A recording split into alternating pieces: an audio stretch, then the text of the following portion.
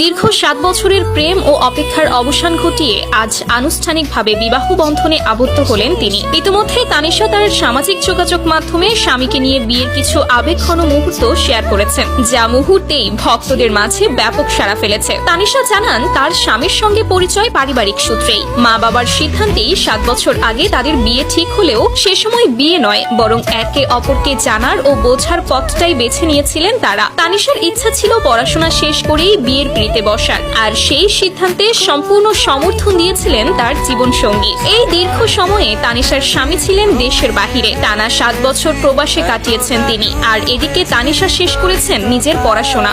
দূরত্ব থাকলেও ভালোবাসায় কোনো ঘাটতি ছিল না তাদের, এমনটাই জানিয়েছেন তানিশা। তার ভাষায়, এই 7টা বছর আমাদের একে অপরকে সত্যিকারভাবে চিনতে ও বুঝতে সাহায্য করেছে। তখনই আমরা উপলব্ধি করেছি এখনই বিয়ের জন্য সঠিক সময়। অবশেষে সেই উপলব্ধির বাস্তবায়ন ঘটল নতুন বছরের শুরুতেই।